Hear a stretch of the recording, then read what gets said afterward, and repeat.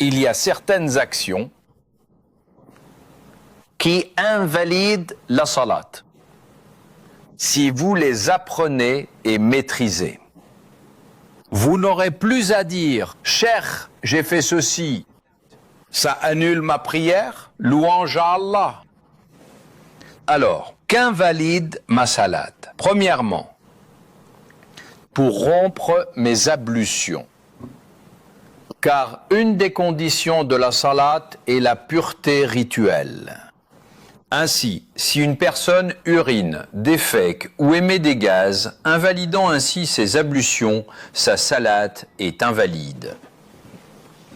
Imagine quelqu'un en sujoud et qui fait une sieste, dort, se réveille 5 ou 7 minutes plus tard et dit « Oh, j'ai dormi ». Ta salat est invalide, mon frère, car tes ablutions sont rompues. Deuxièmement, d'entrer en contact avec une substance impure. Donc, si elle entre en contact avec un fidèle et qu'il en est conscient, cela invalide sa prière, à moins qu'il ne la retire. Par exemple, pendant la prière, je me souviens qu'il y a une impureté sur mon couvre-chef, alors je l'enlève et la jette, puis je poursuis ma salat. Elle reste valide. Mais si l'impureté se trouve dans mes sous-vêtements, je ne peux pas les enlever en priant. Je dois donc interrompre ma salat, l'enlever, me purifier et aller refaire la prière. Troisièmement, exposer son aura délibérément. Donc une femme en priant ôte son foulard, se recoiffe, le remet et continue de prier. Non, votre aura est exposée. Si quelqu'un retire volontairement son pagne et expose délibérément sa aura, alors sa prière est immédiatement invalidée. Quatrième point, tourner délibérément le dos à la Qibla. Nous avons déjà évoqué le mouvement et le fait de se détourner de la Qibla. Ceci annule votre salat. Numéro 5, c'est parler. Sciemment. Donc, pendant la salat, quelqu'un dit « Où est mon portefeuille ?» Et vous dites « Il est sur la table » et continuez de prier. Ça rompt la salat. Car Allah Azza wa Jal nous a ordonné dans le Coran en disant « Et tenez-vous debout devant Allah avec dévotion ». Et ce verset coranique a été révélé à une époque où les compagnons avaient l'habitude de communiquer pendant la salat. Alors, pendant la prière, l'un demandait à son voisin « Que s'est-il passé hier ? Tu déjeunes avec nous ?» C'était la norme avant ce verset coranique. Les compagnons disent « On nous a donc ordonné de nous taire et de ne pas parler pendant la prière. » 6. De rire à haute voix. Si quelqu'un rit à haute voix durant la prière, les savants disent que ça l'invalide. Numéro 7. Parmi ce qui invalide la salat d'une personne, homme ou femme, c'est le fait pour une femme de passer devant. Le prieur ou qu'un âne ou un chien noir passe entre le lieu de la prosternation et la position debout d'un individu. Le prophète a dit, quand l'un de vous se lève pour prier, il sera protégé s'il a devant lui quelque chose qui ressemble au pommeau d'une selle. S'il n'a pas devant lui quelque chose qui ressemble au pommeau d'une selle, ce qui veut dire de cette hauteur, alors sa prière sera interrompue si un âne, une femme ou un chien noir passe devant lui, annulant ainsi son acte d'adoration et sa connexion avec Allah. Et ce hadith a été rapporté par l'imam Muslim. Bon, je sais que beaucoup de gens vont dire « Vous comparez les femmes aux chiens et aux ânes ?» Non. Ceci est le hadith du prophète, que la prière et le salut soient sur lui. C'est adorer Allah sans exiger de justification ou de raison légitime. Nous obéissons sans discuter, et cela invalide la salate d'un homme qui prie ou même d'une femme. Ainsi, si une sœur passe devant sa mère ou bien une autre sœur, entre sa prosternation et sa station debout, cela annule sa salate.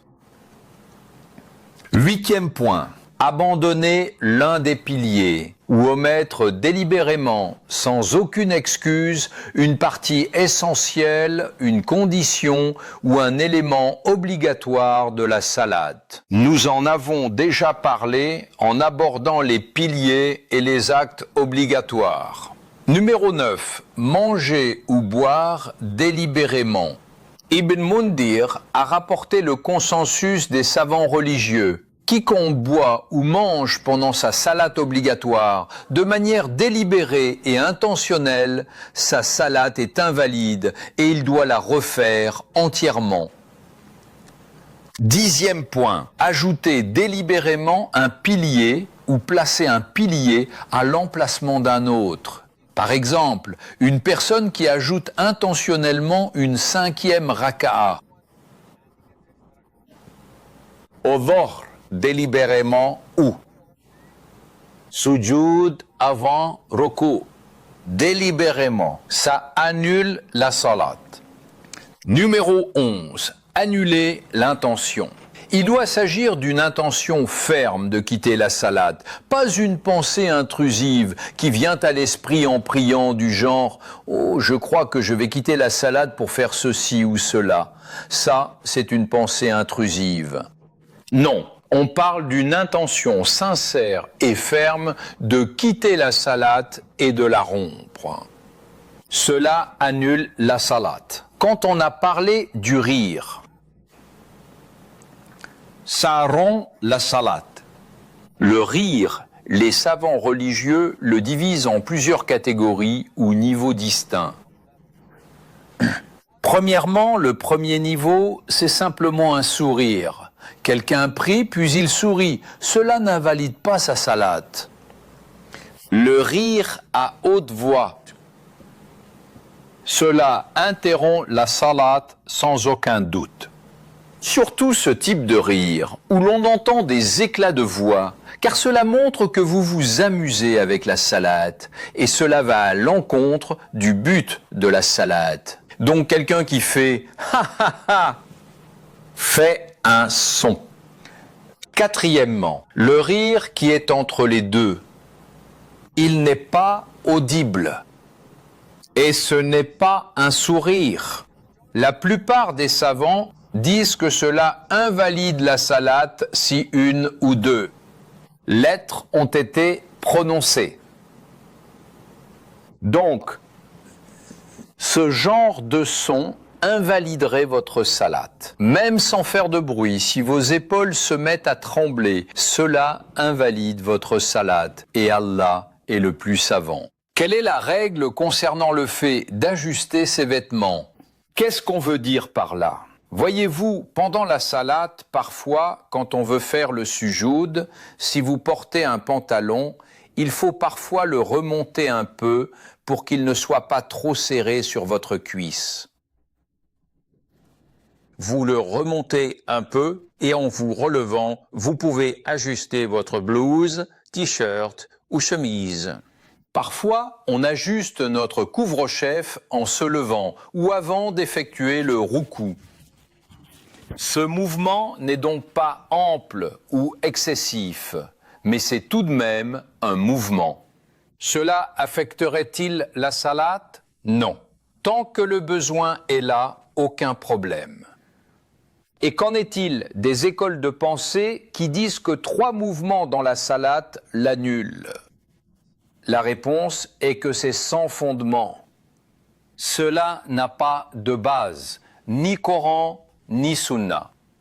Et les actes du prophète, que la paix soit sur lui, confirmant clairement que cela est dénué de fondement, car nous savons qu'il priait, ainsi qu'il est rapporté dans un hadith authentique, portant sa petite fille, Umama bint Abu al-As, la fille de sa fille, Zainab, qu'Allah soit satisfait d'elle. À chaque roku ou soujoud, il la posait, puis la reprenait en se relevant pour prier, ce qui fait plus de 3 mouvements. C'est sans base et il n'y a pas de mal, Inch'Allah. Ceci va donc à l'encontre de ceux qui sont préoccupés par des mouvements superflus. Il y a des gens qui ont un trouble mental.